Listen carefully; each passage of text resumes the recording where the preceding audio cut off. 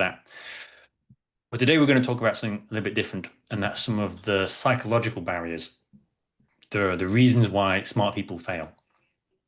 And so as we go through today, I'm going to keep bringing it back to, and this is how the resistance shows up when you're trying to make a pivot.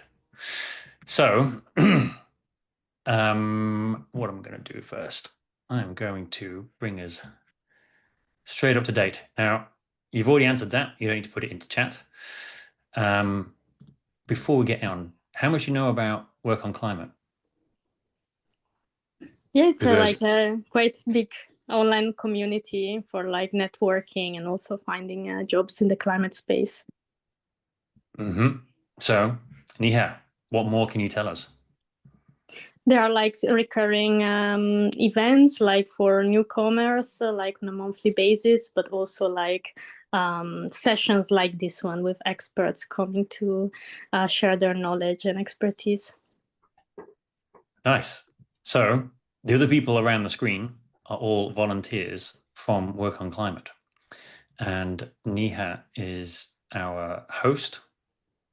Is there anything, bearing in mind that this is a recording as well, so that other people will be seeing this, Neha, what else would you like to add? Hi, everyone. So my name is Neha Prakash, and I'm joining from Dubai. My colleague from today's event support team, Mishnan, and I are part of a large volunteer team of the Work on Climate organization. And our mission is to help people to turn their professional work into the building blocks for a regenerative green economy. We do that by cultivating professional networks, including a global Slack community with over 32,000 members, offering free climate expert hours and producing event focus on building skills, connection, and knowledge. So, if you're interested in joining us, please check the links Mishnan is putting in the chat to have a look. And please do note that we will share all the resources and recording of this event to all the attendees. And yeah, I will hand over to Andy. And after he is done with the presentation, definitely we are going to have this breakout room that Andy will explain you in a very, proper way how we are going to do it. So let's get started. All right. Thank you very much. Okay. So, Isabel, the thing that I want to start with is that the value of what we're doing here is not in the next 90 minutes. It is all about what you do afterwards and what you do because of it. Because turning up to watch something like this, it feels like you're making progress, etc., but you have to do something differently because of it. And if there is one thing that I want you to take, it is the importance of structure and process. Because some of the biggest obstacles that we face in making these changes are overwhelm and fear and imposter syndrome. And having a process or a structure to recognize and deal with each of those things is the way that will shorten the amount of time it takes between where you are and where you want to get to. And we're going to pick off some of those very specifics and then do a few exercises just to make a head start into addressing some of those. So you are here because you want to make an impact and you want to make the world a better place and you want to fill the existential void by doing pointless work. But I'm here because of one question. And anyone who knows my work already knows what this question is. This question is this. Now, this question came from the French CMO of one of the world's most prominent cosmetic companies, a company that you will know. And it was in a boardroom with 30 of their leadership team eagerly awaiting my answer. Now, I was live on a 2-meter screen at the head of the room from my home office. And I'd spent the last 3 weeks pushing my team to work evenings, spending the previous weekend working around the clock to put all the data together to tell this story. Now, the team were exhausted. I was probably on the edge of a breakdown. And when this question came midway through the session, I just had this white noise. And it was, what the fuck am I doing with my life if I'm spending all this time and effort pushing these smart, capable people to answer such pointless questions like that? So the rest of the meeting, as you might imagine, didn't really go all that well, Isabel, because when you've just got that just going round and round and round, I thought this is a definite signal. So finished the meeting, and then quit at the end of that weekend. Alexis, hi. I have some great news for you. Hey. Hello, Andy. We have a very intimate session. There are currently 2 of us, 3 of us now with you. The other guys around here are actually from Work and Climate. So we're changing the plan, and we're doing this on a really individual, specific basis. I need to know one thing. First of all, is it Alexas or Alec? Alexis, in fact. But Alexis. whatever Okay. works, yeah. Okay. And are you looking to change career, or are you looking to deliver impact where you are? I'm an entry-level professional, and I graduated in sustainability science, so I'm trying to get in the sector that I have knowledge in relation to what I studied. So can't say I'm really switching careers, Okay. but All right. on this job search for a while now. So I thought that this webinar might be relevant regardless. So it's hard where you are right now, that job search piece. It's hard, and there basically is a lot of rejection and dealing with it. And it has a lot of challenges, for even just from the mental health perspective. So as I was telling Isabel, I do a lot of work around helping people with the process of positioning, being the solution to someone's problem, finding the work, finding the opportunity, etc. And we recorded a session about that probably 2 months ago with these guys with Work on Climate. So it'll be in their archives. So we were digging it out. Today we're talking a little bit more around the psychology of some of the things that get in the way of the reasons why you might be hesitating or resisting doing something that you need to know, or you know you should be doing, but you're not. So where do we get to? Like I said, Alex, this is very intimate. I was explaining why I'm doing what I'm doing. The point is that I had a job I really wasn't enjoying. And so I quit. And it took quite a bit of time to kind of recover from that. But I took my existing coaching and mentoring practice in a direction that was aimed at helping talented people stop doing the things that they didn't care about and doing work that actually matters. So you could broadly summarize that as saying, my mission is your contribution now. And my route to this point has been classic example, business school, consultancy, a stint at Citibank doing internal strategy, and then advisory work, and then taking startups through to successful exits. So I have that kind of first-hand experience of multiple career shifts. And now I apply it to the biggest lever that I can pull, which is helping talent address the polycrisis of a world on fire. So the thing that's important is, even when you're struggling, it is most often the system, it is not you. We tend to take a lot of the problems internally. It's not that you're broken, you're not behind. What you're doing is something that's really hard. You're trying to change lanes, you're trying to find your way into a space where the rules aren't always clear. So with that in mind, we're going to cover the following.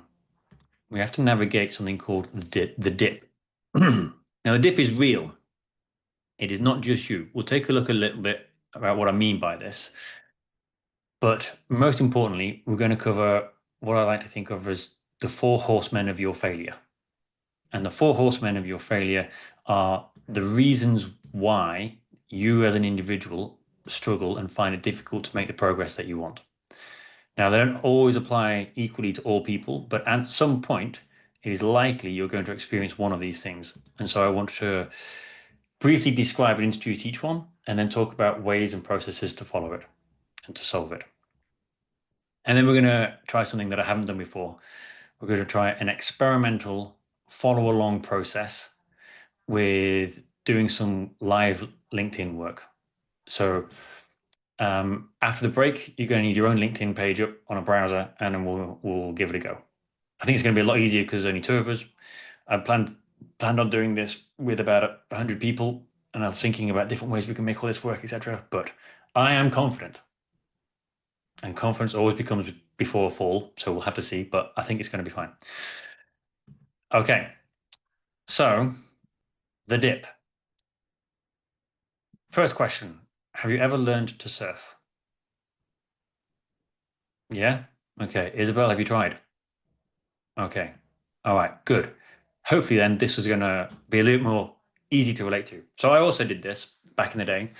I'd sit and watch the people who know what they're doing out past the breakers, effortlessly leaning into a rolling set, popping to their feet and cruising down the glassy face of the wave, which was awesome. Who wouldn't want to experience that? That connection with the ocean and the fundamental energies involved. And frankly, it's just fucking cool. So I borrowed a board and I started paddling out. And as the breakers came at me, I'd get wiped off, thrown off, tumbled in the white water, salt up the nose, come up gasping and frankly panicking before the next one rolled in as well. And I was eventually washed up back on the beach. And I very nearly quit. It was hard and it was long and it often felt overwhelming. And I certainly didn't feel like I actually belonged out there and that actually I was a surfer. But a friend of mine took me aside and showed me the process of getting past the breakers. You duck under, you duck through, you duck dive. It was a skill I didn't know existed, and I needed to practice that before I could even get to where the surfing started. And I kept going, and slowly I built the strength and the skills and the balance to actually paddle into the wave and get to my feet and be riding away to the shore. And it was awesome. And it's probably even more awesome because it was so much work. It was on the other side of hard. And years later, as part of my research into behavioral psychology, I came across the theory of the dip. And I immediately recognized it as basically being the story of how you learn anything. And the dip is experienced universally by anybody wanting to do something they are not already doing. And it shows up in other realms too. So this particular example, this shape shows up. This is adoption of the Gartner hype cycle of technology. And it's this high expectations and then struggling and it's difficult. And then people start to adopt it and then it becomes stable. So another pop psychology is the Dunning-Kruger effect, where this is confidence and ignorance and then skills and ability leading to our opportunity to actually deliver it. So it is a normal human reaction to uncertainty and identity shift. It occurs when old successfuls no longer fit and new ones aren't yet formed. And it exists because our brains crave control. It's all about control. And when it lacks control, is all of our systems tend to overthink and ultimately stall. And that stalling can feel like being overwhelmed. And it can feel like fear or resistance. It can show up as imposter syndrome and self-doubt. And it is made a whole lot worse when you are the lone voice in your peer group. So if you are feeling stuck right now, then congratulations, you're human and you care. So the rest of this discussion, this little chat with us in this room, is basically going to be this. Now, I'm going to save you the fine print, but you guys, I'm sure you're all familiar with the classic work of Elquist and et al., Roloff, Lee and Hugh, and Clark in his seminal 2011 and 2013 pieces of research. But basically, there are the 4 barriers. There is uncertainty and fear, the imposter phenomenon, and the importance of community. And if you really want to go and find and read all of those articles, then I will happily share the links. But you can also take my word for it that after hours of research, this is the theory that backs up the points. So we're going to look at uncertainty and overwhelm, and its Achilles heel, clarity. And clarity is essential because of our resource constraints. And this applies as much in role as it does for looking for a new one. So, Isabel, you're already far enough down the line to know that you want to be working in circularity. But getting there and which particular part of circularity you want to focus on which part of the supply chain, whether that's consumer side or whether that's supply side, whether that's design in or whether that is waste management. There's a huge field around circularity that's involved. And then you have decisions like, is it for small company? Is it for seed sort of organizations? Because they're very different set of skills and requirements for a seed stage there is for Series A that have just landed their first 100 million to do something differently. Or maybe as a strategy consultant working for large organizations in the FMCG industry. So there's a lot of choices still to make. And this becomes difficult because until we have clarity, then we spread our resources too thinly. So in order to move forward, you have to be able to pick one direction. And the importance of that is based around getting the best return on your time. So the I'm casting my net wide approach is a terrible strategy because your efforts become too scattered. So you have to marshal your efforts towards one thing, one problem to solve for one person. So you have to decide. Now I'm married into a Greek family. It's a story I tell often if you're familiar with any of my other work, because my wife often gives me the Greek or Latin origins of English words. And she pointed out that decide has the same root as insecticide, homicide, pesticide, decide. So when you decide something, you're not choosing one, you are killing off the others. So deciding is about saying no way more than it is about saying yes. And the importance of saying no is this focus. And the most significant part of being able to say no consistently and coherently is the criteria which you use in which to say no. So all of decision science points to the fact that the best use of your time when making a decision isn't in looking at options, isn't looking at job boards or thinking about, oh, if I could do that, or what if I could do that? It's none of that final stage step. It's all about the upfront. How will you know when you found what you're looking for? And the more time you invest in the criteria that you use, the more likely it is that you will be able to confidently apply your time and effort chasing down that one thing. And there are 4 different types of criteria. Now, I use this filter analogy a lot. And as I mentioned, actually, in the previous work on climate webinar, I spent a lot more time talking about this. The importance is that a lot of people spend time with their fundamentals. That's kind of the shape of work. It's the kind of questions that are easy to ask, but not always easy to answer. Like, is there travel? Is it remote? Is it hybrid? Is it full-time or part-time? Like the shape of work, the life design questions. But underneath that, there are your strengths, not your skills, but your strengths, your innate character traits, and your values. Not the big values like plastic and oceans is bad, but your values like whether you value meritocracy or reward.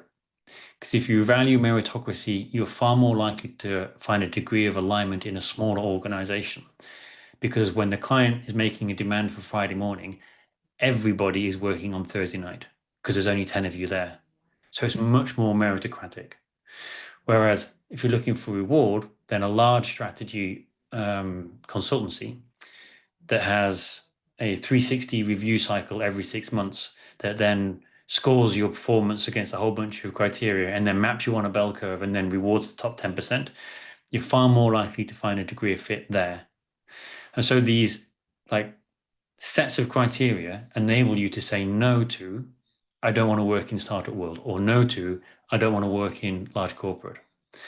And the challenge is once you have that criteria is then sticking to it.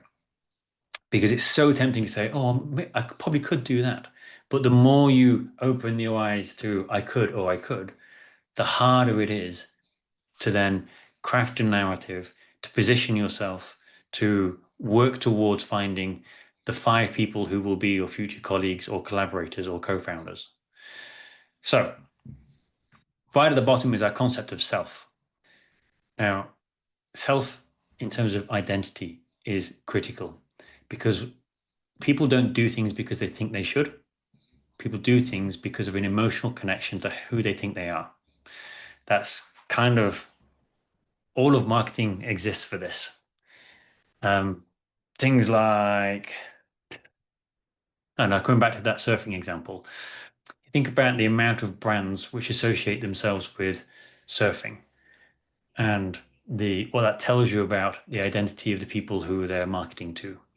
So there are Nissan Micras that were co-sponsored by Quicksilver. Nissan Micra is just a small shit car. So there's nothing to do with the actual surfing sport itself, but that sense of identity is being played to. And so when you can be aware of the types of identity that are within you and the work you want to do, then you can also find a way of asking those parts of yourself whether or not a particular set of choices is where you want to go. So that might mean there is a protective Isabel, or a nurturing Isabel, or a problem-solving Isabel, or a creative Isabel. Same with you, Alexis. There will be different parts of your personality. Wow, that's a massive zoomed-in effect. I think that was a hand gesture, which then made the camera zoom really close to my face. That's a bit alarming. I don't really like that. I don't know. Make it go small. Oh, wow. Okay. Now I feel like a magician. Just gonna take a moment here. Make it go big. Oh, okay. All right. Sorry, I'm just easily entertained. So you have these different personas, and when you're exploring these senses of self, you're also going to find the perfectionist and the imposter and the self-saboteur and the self-doubt and all the voices which get in the way of you making progress. So go and have a look at the previous webinar for a lot more detail on this sense of this funnel and the criteria. For you guys, when you're trying to find your way and navigate your way towards a particular career, this work is genuinely essential. Most people start by looking at job boards, and it's a terrible waste of time until you have this sense of how to say no to them clear up front. Okay. So once you have your criteria, next part is, how do you explore some of the spaces that you want to go and work in? Because there are so many unknowns. You don't know enough about the work, you don't know enough about the environment, you don't know enough about the problems or the people. This is when imposter syndrome really comes up. Fundamentally, the problem is just too big. The risks feel too big. So the invitation here is to reduce the decision size into small testable blocks and apply some design thinking to the problem. So this is the classic fail fast, learn quickly. It's a bias towards action. So once you have your criteria, the question then is, what is the shortest, smallest possible experiment that I could perform that will give me enough information to then apply the criteria to? So that might be something as basic as, is there a conversation I could have with someone? And at the end of that conversation, then bring the information back to the criteria and say, okay, well, this person works in the startup world, and I'm speaking to them about the startup world, and they have given me the impression that this is not going to meet some of my important criteria. So have a few of those conversations and then stop looking at startups, because you're able to build these tests, build these loops where you're building a concept, a testable experiment, run the test and then learn from it and then pivot or persevere. And the reason why I say you need to make this small and short is because the doing has a resource cost risk. At the moment, the most valuable resource you have is your time. And the more time that you waste doing things which are not moving you forward, the longer your pivot is going to take and the worse the world gets. So all of my work is designed entirely to be the most efficient way to take you from where you are to where you want to be. And so making it small and repeatable and testable and giving you the opportunity to either pivot or persevere very quickly is the key to being able to make this decision, this looping, this iteration, a sort of a wobbly path towards the direction that you're ultimately going to take. And the benefit here is, in doing this, you can climb the commitment ladder, because right at the start, it might be 5 conversations. And then you bring that information back and you apply it to your criteria and say, okay, based on what I've learned, am I going to pivot or persevere? Actually, I'm going to persevere. This feels like it is heading in the right direction. It meets a lot of my criteria. There's still lots of gaps. So what is the next iteration, the next time commitment that you can make? It might be a short online course. It might be go to a conference. It might be research and write an article, something that you can actually show. Ultimately, you should be building towards this concept of a proof project, particularly if it's in an area which is relatively new. So something in circularity, it's writing a point of view about the importance of built-in circularity in manufacturing, for example, and then posting that online. Because what you're doing is, as you increase your confidence that you're heading in the right direction, you're also building the community of people, and you're able to leave this breadcrumb trail of proof that you are the solution that someone is looking for. So one of my favorite examples of this is a former client called Belinda. She was the PMO in a Japanese bank, so office manager, and she was desperate to make a difference within the bank, but she didn't know how. And so rather than approaching the chief marketing officer, the CMO, and trying to fundamentally change how the bank practice works, she started with stationery, and she switched suppliers to a sustainably sourced supplier group for some of the paper in the bank uses. Now that is a tiny, almost pointless drop in the ocean, but it was visible. And she used that to create the network of champions and advocates to find out who was on board with helping and who the resistance might be. And she built from there. And so 18 months later, the bank recognized the benefits in terms of employee retention and employee attitude, and created a sustainability manager role. And who do you think they put in that position? I wouldn't be telling you this story if it was not Belinda, somewhat obviously. So that concept of this tiny, tiny changes on this commitment ladder of a small resource risk, and then it built and it built and it built until she was in a position that she wanted to be in. Okay, the key thing here is that action beats analysis every time. So you need to be willing to invest that incremental step on the ladder. And there's a few success factors. Speed around the loop. Remember, the shortest and fastest way to explore each of these shift projects. The next is to celebrate the pivots. So even if you do something as a test in circularity and it turns out that it's heading in the wrong direction, you need to celebrate that because you're taking things off your list. The advantages of this is it de-risks that change.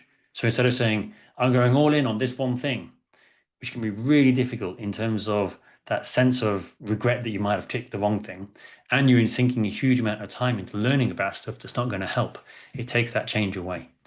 It builds action.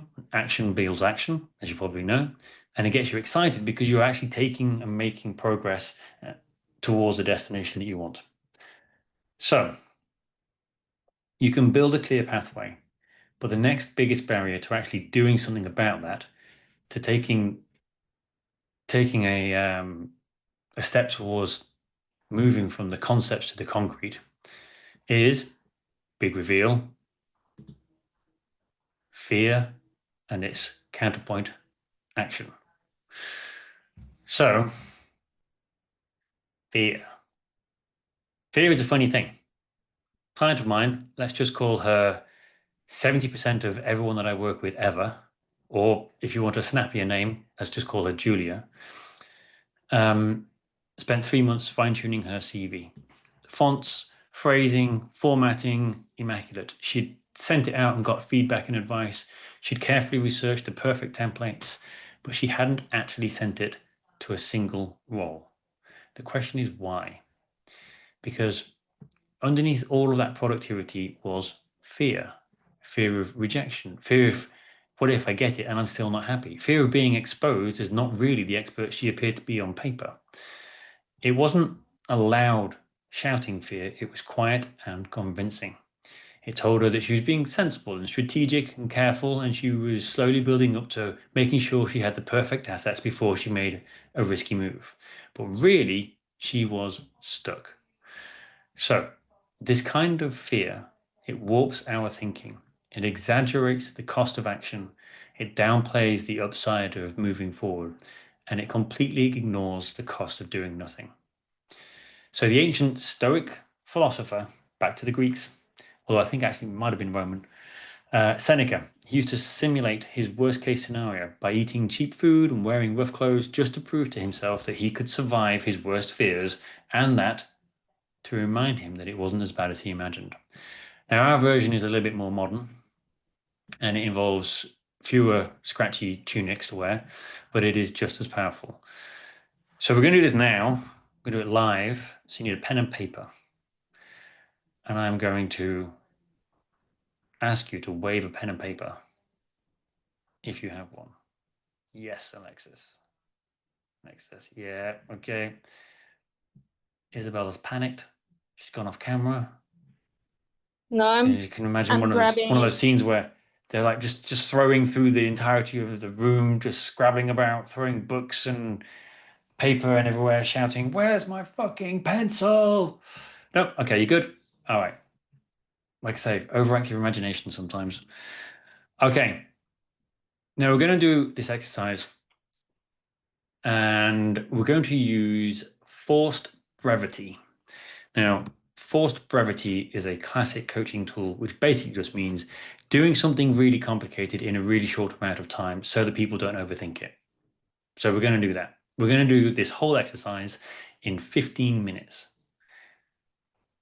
Yeah, easy. So the thing we need to do is to be sure that we have a specific task or course of action that you can recognize you are not currently doing. Else this exercise just becomes a really demoralizing exercise of listing all the things you're afraid of. So one of the routes into this is answering this kind of question. So what am I not doing right now that I know I should? And examples of that might be any one of these things on the screen. Now, I'm not sure how visible or how readable these things on the screen actually are. Can you guys read that? Yeah? All right. So I'm going to put 3 minutes on a clock. Pick one of those, but ideally make it real. A thing that you know you should be doing, but you probably are resisting in some way, shape, or form. Like a concrete action, similar to one of the barriers on the screen here. I'm going to set a timer.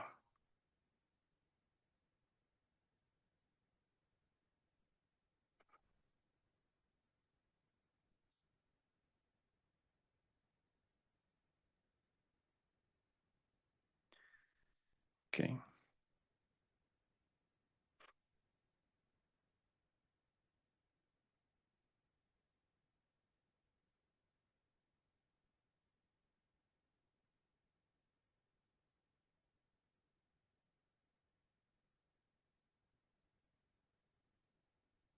Yeah, you have a question. Can the barrier be more than one? So pick one, and then we'll run this process. We get to the end of the process, we run it for the next one. So as with all of my work, I'm more interested in showing and teaching the process that you can then apply again and again and again. So we'll run the process with one of your barriers, and then you can try it again. As long as you follow along and figure out how to solve it, then we're all good. Okay, thank you.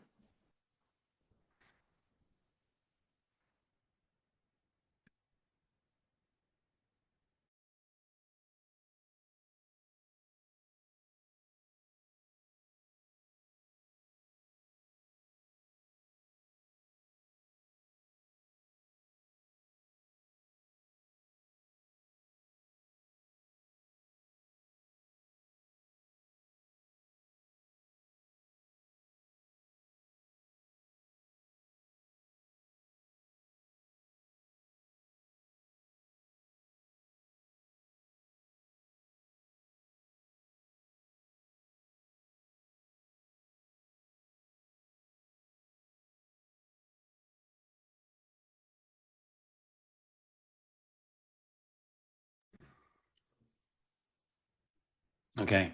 Forced brevity. Final 30 seconds.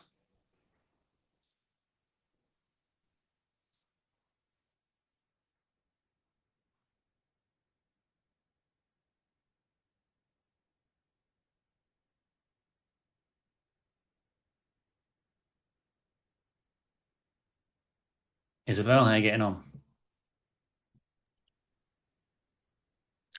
For me, it's more about like the course, like is being a bit more consistent with a course that maybe I pick. So that's like I want to learn, but sometimes maybe I just have to block the time.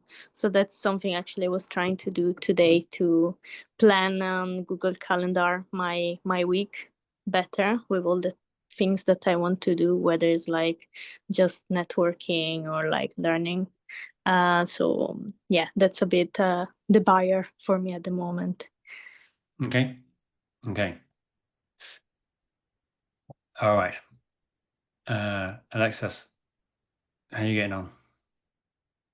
Yes, something that's been lingering over my head, and I was avoiding it on purpose, is contacting my former lecturers to ask about leads and advice and just Perfect. support, which I even had on my agenda for today, but I also somehow was able to still postpone it. All right. That is a great example. Perfect. All right. So you need 3 columns, because now we're going to define the fear. And that is basically the worst possible thing that could happen if you actually do this, and to be as specific as you can. And I often find that the second time that you do this with a different, you kind of get to understand which topics this works really well for, because you get to sort of get a feeling for the actual process. So Alexis, your example I think will work very well. Isabel, maybe figuring out like, well, what's the worst that could happen if you do this, if you do take these actions. Well, it might be something like you're going to neglect other parts of your work or your life or your calendar. And then what is the worst thing that could happen if you start neglecting? I know you decide to switch out going to the gym to make the time to do this course. Well, the worst thing that could happen there is that you lose your fitness to a degree. I don't know. It'll be up to you. So define your worst nightmares. Be specific. Write down as many as you can. Now, I've got 7 minutes on the slide here, because once you've done that, once you've listed out the worst possible thing that might happen if you reach out to your lecturers, is to write the specific actions you could take to reduce the likelihood of that happening.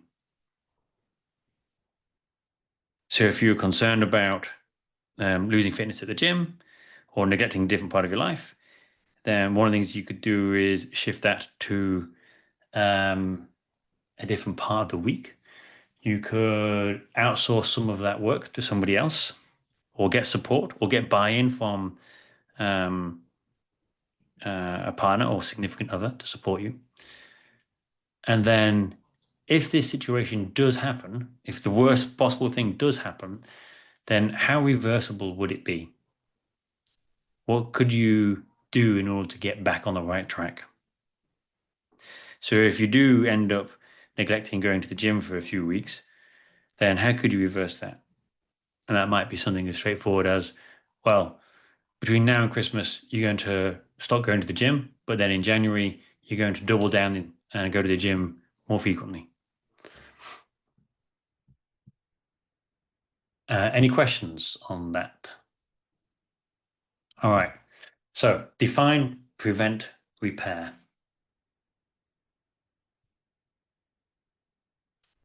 And so that you don't feel like someone is watching over your shoulder, I'm going to turn off my camera And yeah, I'm also going to turn off my microphone, and I'm also going to get a glass of water. So if you get questions in the next 7 minutes, I'll be back in 3.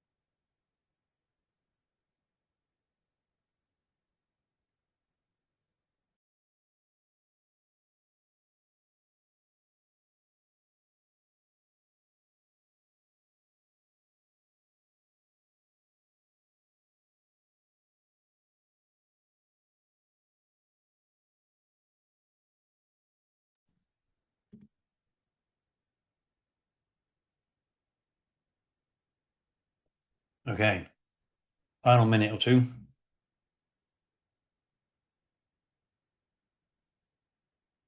How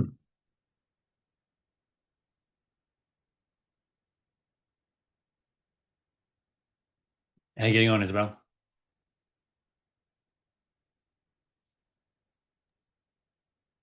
Not too bad.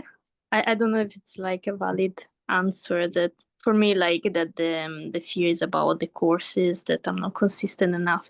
Sometimes like I struggle to find something that I value as like that is valid enough as a course. So yeah, but I figured that I can speak to others that have done the course to get an idea to prevent like me feeling that way for a course.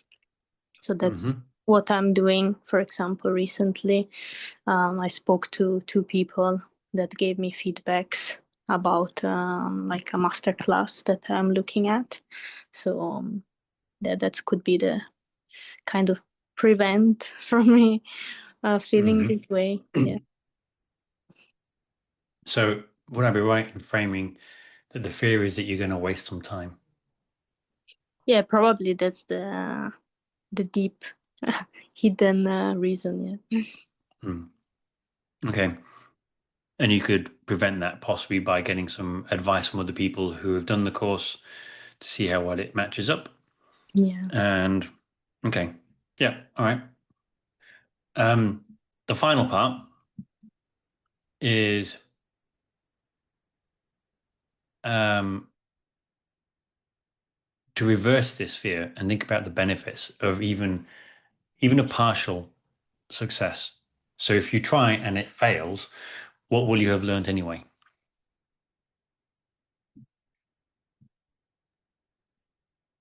So Isabel, yours are quite It's straightforward, always right? for me. Yes. Yeah. Yeah. You'll learn something. Yeah, no, for sure. I will have learned something, and also kind of also in the case I do the course, I will understand better what like I like and what I don't like, because sometimes maybe you just understand that's like this content is for me, that's what I want to have in my career, these elements, these topics that I'm trying to learn on. So that's the good that I can take out of the experience of doing a course, even if I've done all the prevention task that I could put with speaking and gathering feedbacks. And yeah, I still have learned something, so I still got something out of this experience for sure. And then the last bit, and Alexis, is a good one for you, is what are the costs of not doing it? What is the implication of not reaching out to your former lecturers? And so we've got define, prevent, repair as part one. Well, choose a barrier, right? Define, prevent, prepare. And then, well, what happens if even a partial success? And then the final part is well, what if you don't take this action at all? What is the cost and the implication? And when you've got each of these three steps put together, you're then left with a much clearer view of the hesitation and resistance, where it's coming from, and how to prevent it. But it also helps with well, is this even a thing that I should be doing? If you can't balance the cost of inaction versus the effort it would take for even a partial success, then maybe this is not even the right course of action.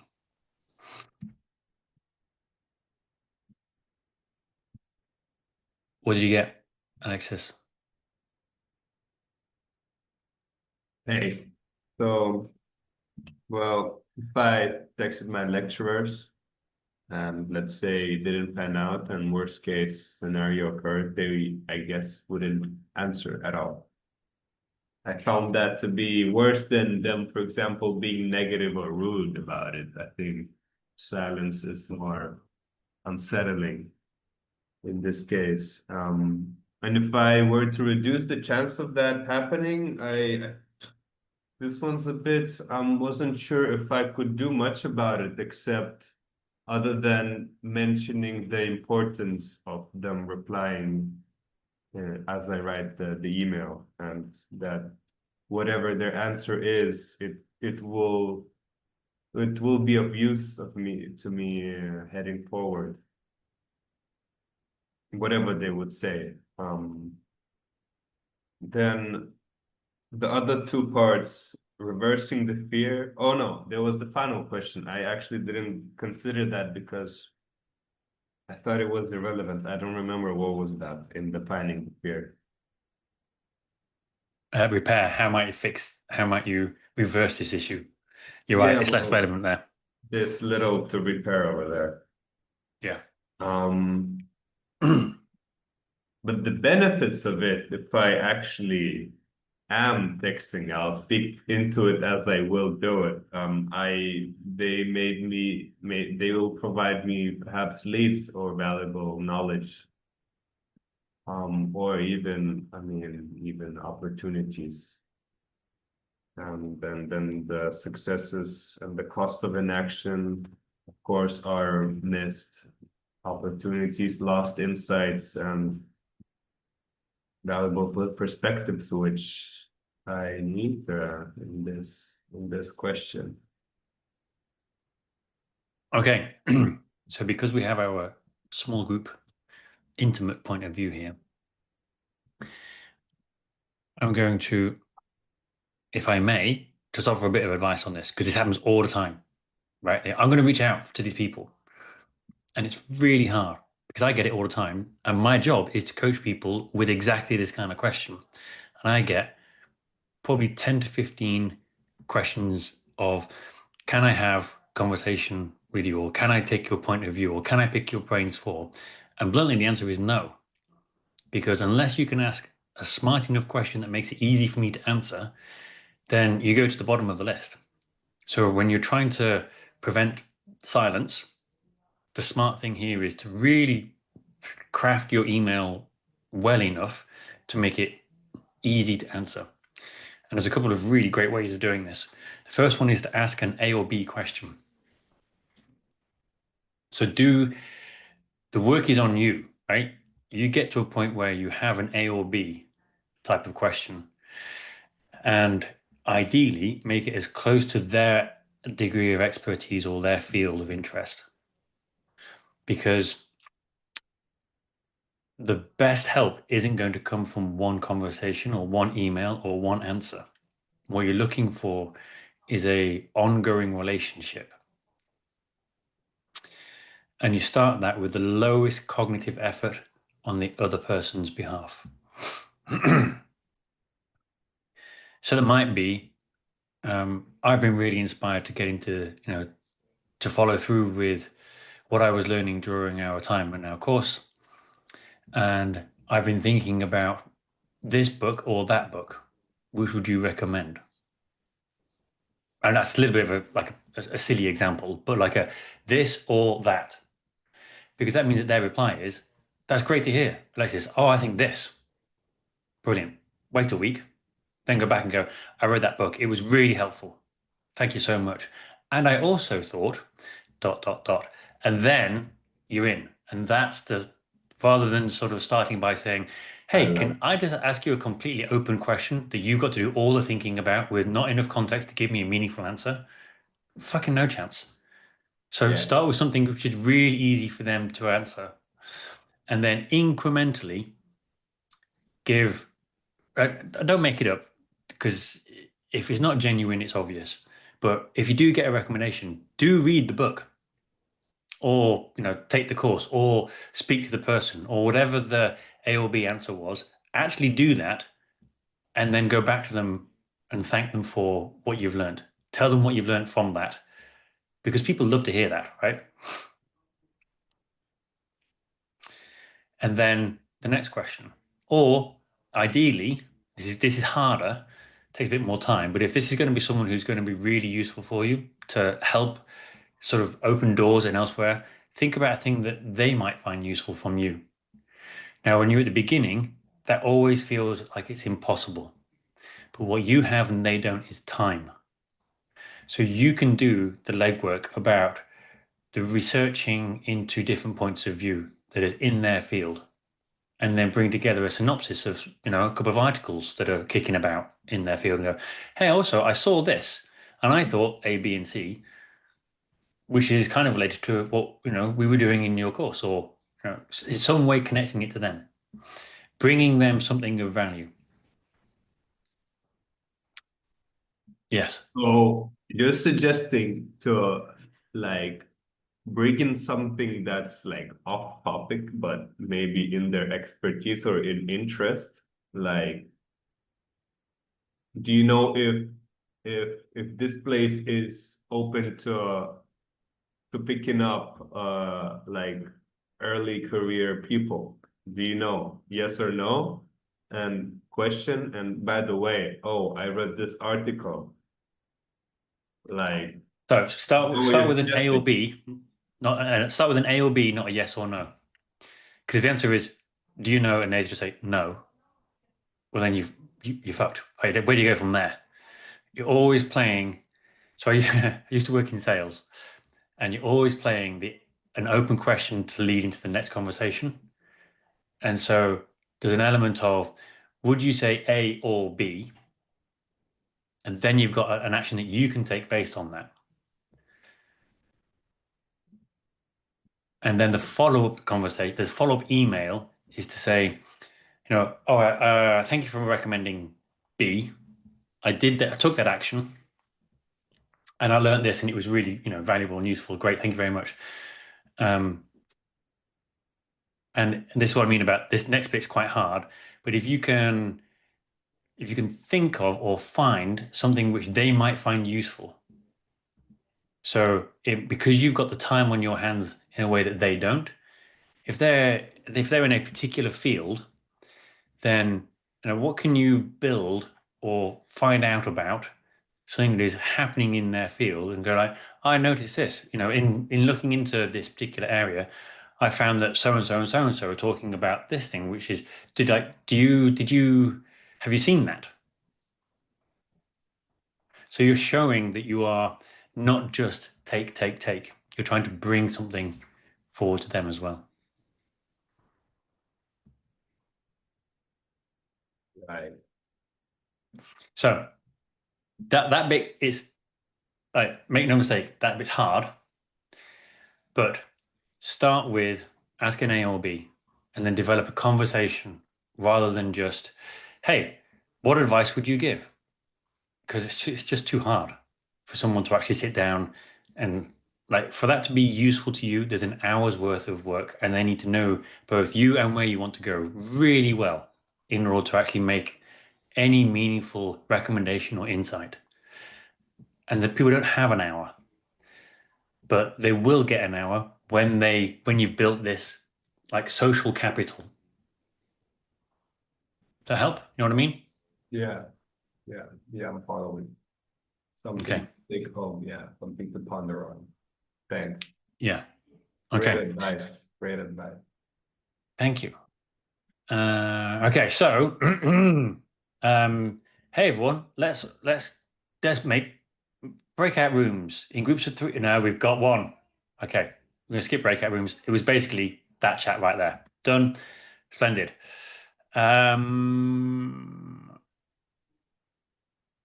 So what time is it? 25 minutes.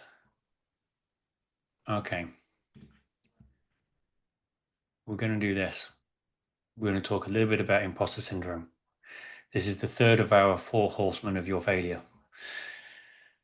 So, have you ever experienced this?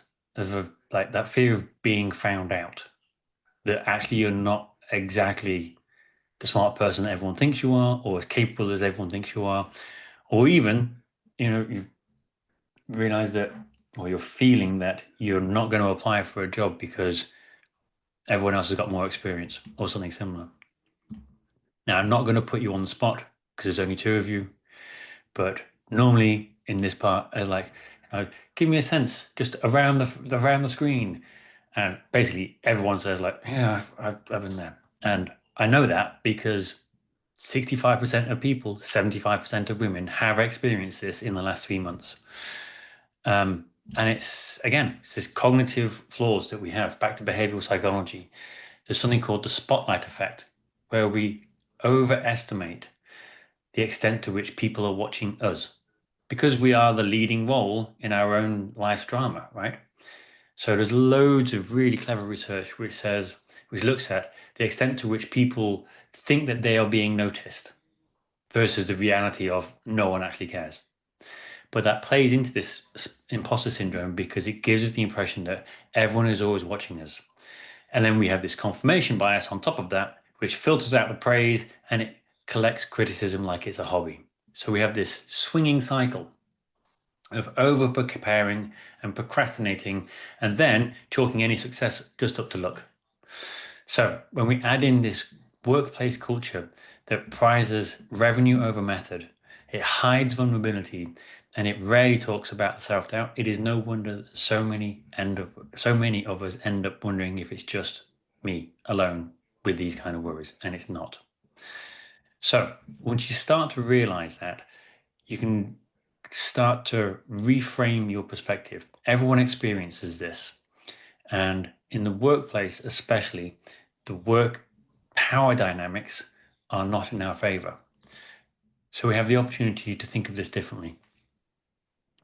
As in, you don't have to think of yourself as the lucky survivor in a role that you don't deserve, but as the CEO of Your Name Inc., which arguably you might want to change the name of your company.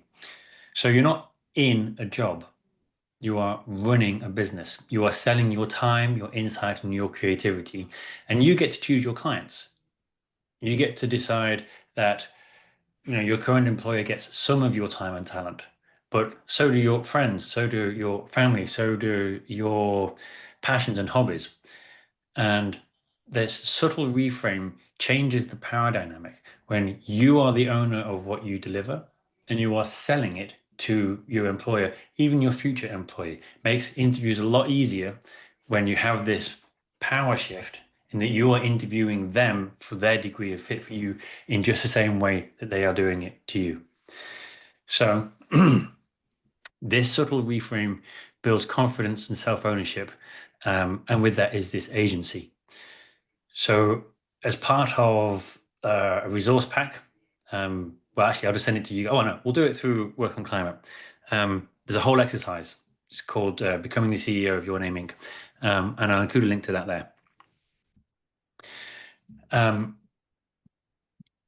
So with that in mind, by the way, this is psychologically, this is one of the best ways to help with this imposter syndrome. So we're going to move on to the last of the four, and that is networks and community. So upfront, networking is a horrible word. It is transactional and it favors self-proclaimed extroverts. So I'm going to give you the permission to stop networking and start community building instead. And the challenge for this is twofold. One is we are terrible at picking our inputs and the social pressure that comes with that.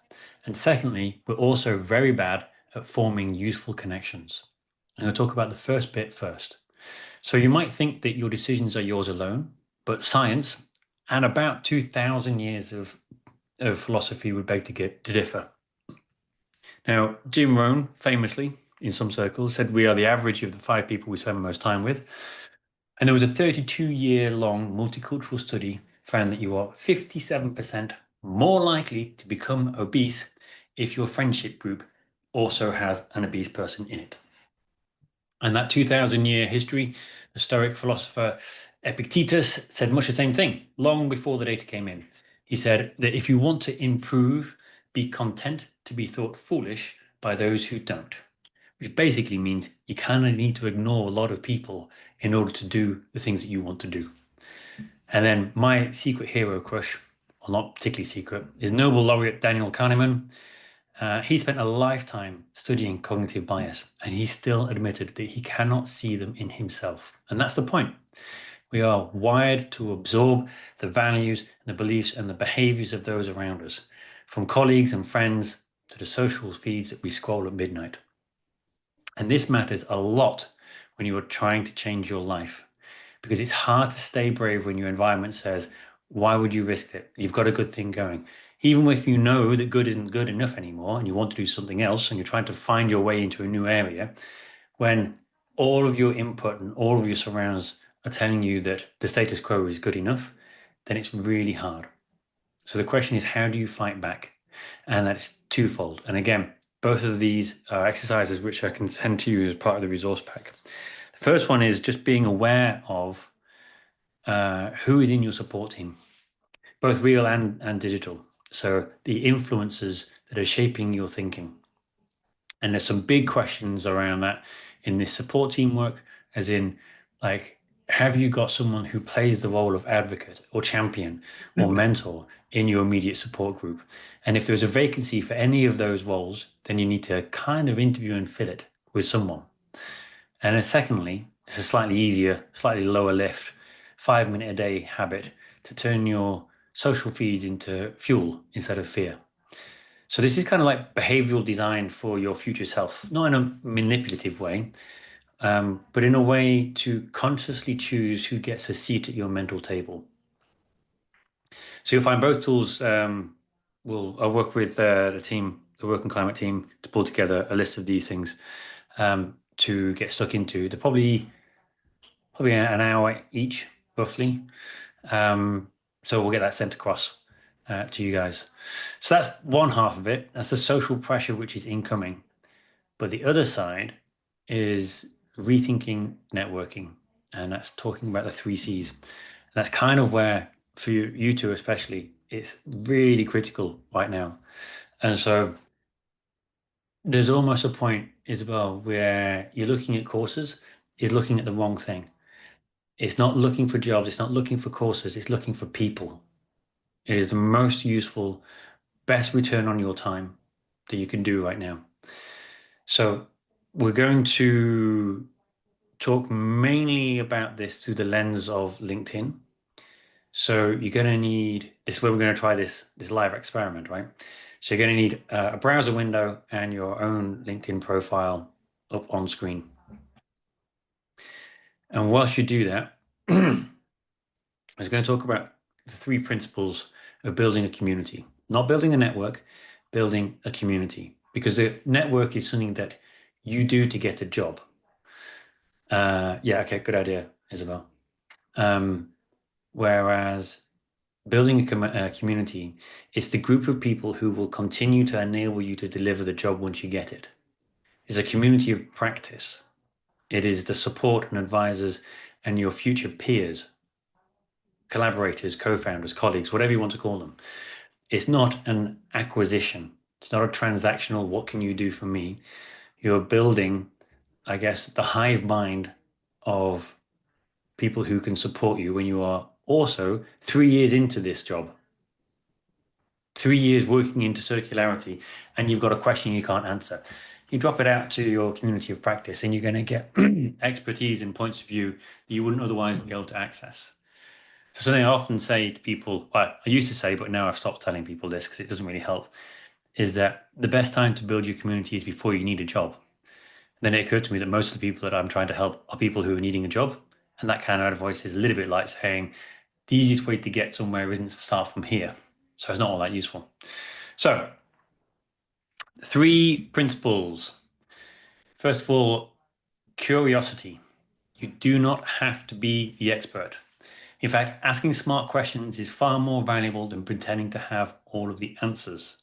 People remember this genuine curiosity. It builds trust and it opens doors without pressure. So rather than feeling like you have to give a point of view, asking a smart question is often more useful. The second is this concept of connection. If you think of yourself as a connector, not just a seeker, then you realize you have more value to offer than you think. Even if you're very early in your career or in your transition.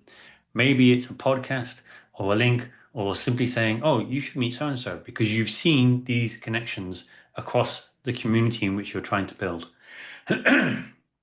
So your value of giving to your community can start before you are an expert in this area. And the third is consistency. Now, this is a long game, and that means treating it like a project, not a panic button. So you need to track who you've spoken to. You need to note what you've learned. So you can use either a CRM tool or a simple spreadsheet. I can send you, again, I'll send you a link in the resource pack I'll put together, just with like a comprehensive approach to who you're speaking to, when you spoke to them last, etc., so that you get to understand that you are making progress in the right direction. Okay, so that brings us to nobody's favorite platform, LinkedIn. So 90% of my clients hate this. 10% of my clients are clearly sociopaths or psychopaths. So not only do we have the spotlight effect and the imposter syndrome and all the other problems that we've just been talking about in terms of doing anything in public, but LinkedIn tends to feel like a cesspool full of shouty dickheads that just sink all of your time into trying to find anything valuable or useful. And the reason for that is most people treat it like social media, and it is not. It is an incredibly powerful tool to connect and find the right people. You just have to use it in the correct way. So it has probably been more than 6 months since I scrolled through my feed on LinkedIn, but I spend time on LinkedIn every day. And I publish typically almost 5 times a week with a point of view. And I'm connected to thousands of people, but I don't spend any time scrolling through LinkedIn because I don't want to rely on the algorithm showing me shit I'm not interested in. So instead, I take the control and I get to choose who I want to be connected with. And what I'm going to do is I'm going to show you how to I'm going to try to show you how to do that now. If we can't make it work live, I have pre-recorded a version of this with a screen share and we'll include that. But I thought it'd be quite fun to try live. Right. So do you have a browser window open with your LinkedIn set up? Okay. So do I. Now, in Zoom. Now you're going to have to bear with me here. Oh, wait a minute. Oh, I know what I could do. Okay.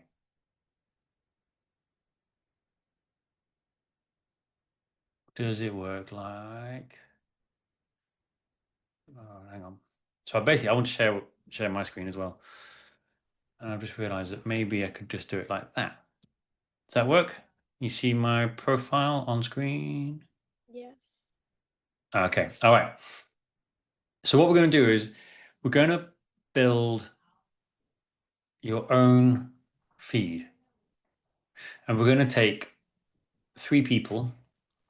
And instead of having to scroll through to find the people you want to learn about, we're going to build a one-click system that brings you all of the content that those 3 people, up to 20 people, have done in the last, say, week. Because the most important thing is engagement. You can borrow their audience by participating in their comments, but you need to know where they are and who they are.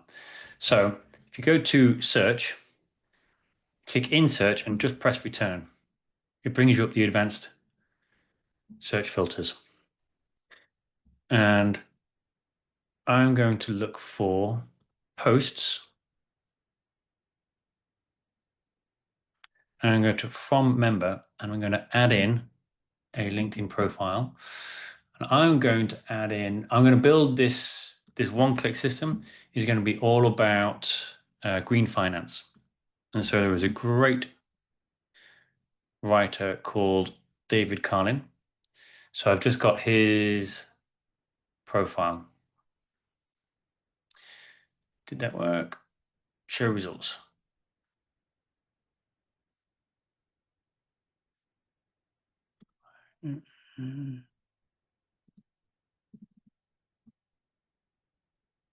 That's better. Right, type his name. That's better, Andy. Okay, David Carlin. Show results. All right. So there's a bunch of stuff that David's been writing about. He's all about finance and policy. And now I'm going to add in someone else that I think is very good at this. That is Kim Zhao. She is the CEO of, there we go, Sightline. She's a organization that follows climate finance and where the money is going. Less prevalent. She's in there. And the last one is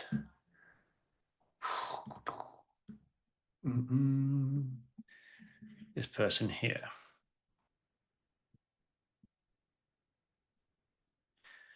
Let's see if we can find this person. Kubi Weinberg. Here we go. Climate risk. All right.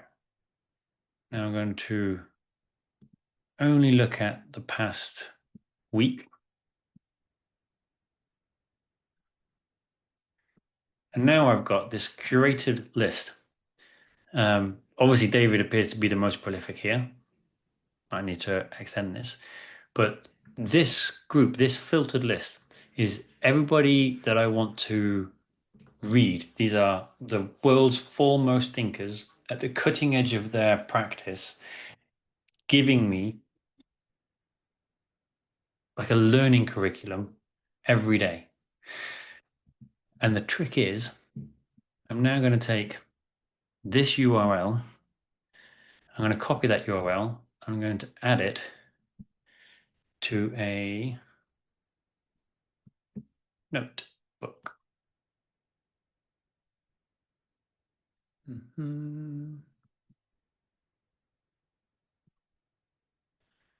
Like this. There were the 3 people, by the way. I need to remind myself. Like that. And I'm going to call it Finance Thought Leaders. Now, tomorrow morning, when I want to see what the latest news and the latest information and the helpful content that's been published in climate finance, all I need to do is just click that one button, click that one link, and it'll bring up all the list of useful information. And then if these, say, were the target companies or target people for in my sector, so in circularity, there's a whole bunch of people who are thought leaders in this space, some of whom have got thousands of people following them. The conversations that occur in the comments. Let's have a look at something Dave's done recently.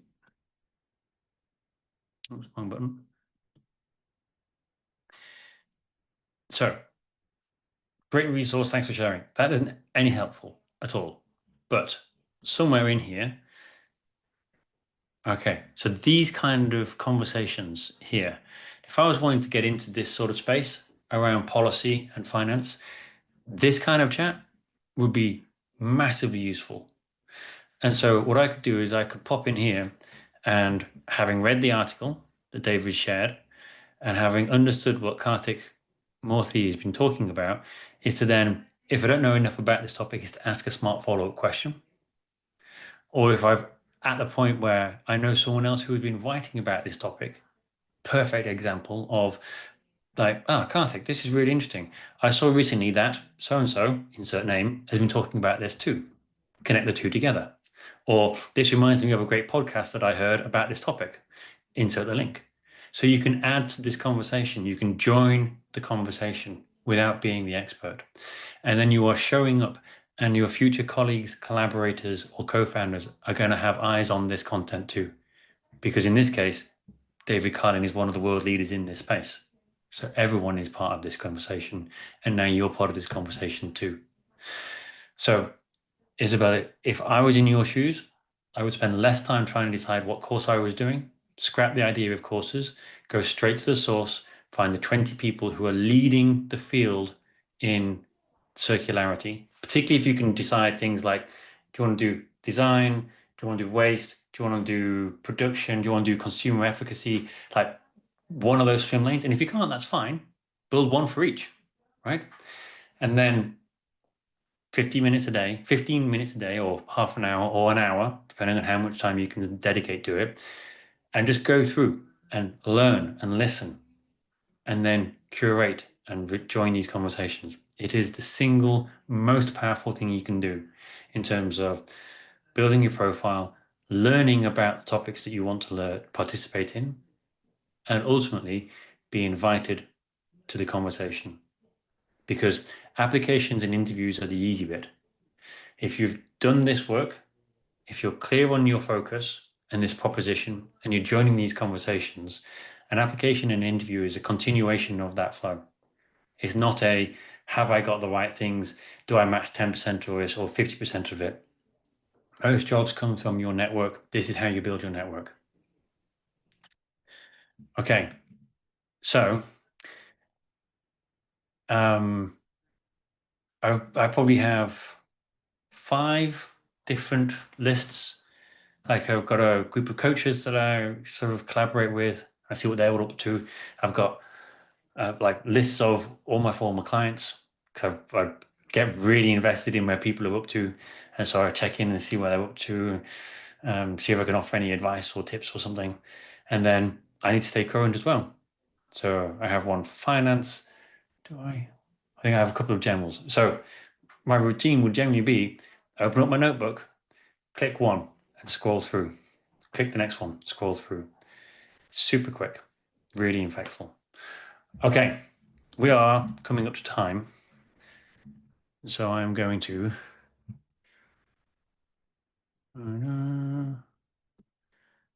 come back to this inside view of what Canva actually looks like.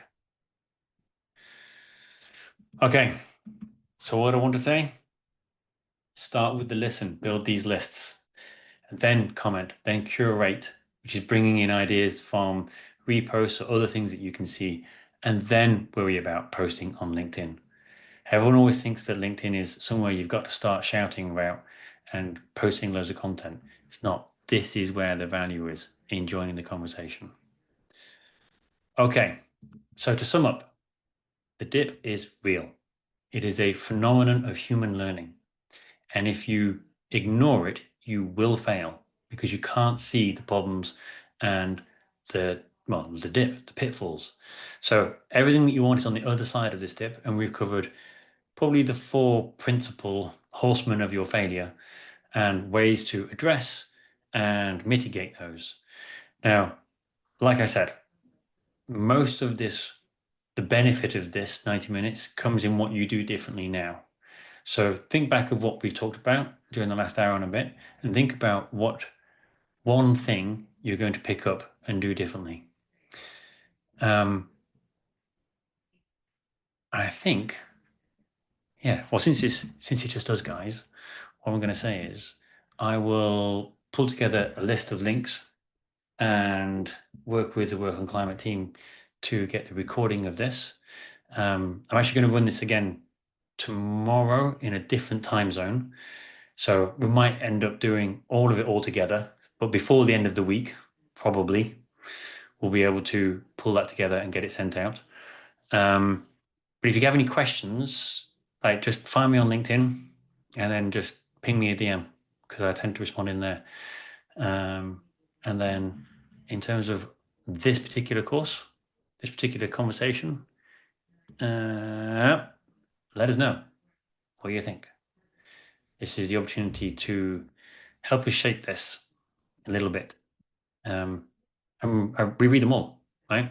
Me and the Work on Climate team, particularly about things that we could do differently or do better or change around or figure up. Because I've said it before, and I'll say it again, my mission is your contribution, and I can only help when you tell me what help you need. So you need to let us know. Okay. And the clock has literally just ticked on to 31, which as a presenter is always like a massive, like mic drop show throwdown. So like on fucking time. Okay. Work on Climate team. Anything that I have forgotten to add or say? Nicolette? No, I think, yeah, it's all good. Yeah, thank you very much for this amazing session, Andy. And yeah, we are going to, post the recording and then send the resources later this week. And yeah, thank you for joining. And it was great to have you here and yeah, working through these. Thank you, Thank Andy. you It for was very valuable. And thank you for the trick on LinkedIn. That's cool, isn't it? great. Yeah. Yeah. Nice one. All right. Thank Okay. you. Right. Enjoy the rest of your day, guys. Appreciate it, Dan. Thank Appreciate it, Thanks for others. joining, Thank you very much. everyone. All the Bye. best. Thank you so you. All right. much. Good luck with Yeah. getting the lecturers to get a reply, Alexis. Yes. Hold on there. Take care. Ciao. Cheers, man. Bye-bye. Thank you. Bye. Bye.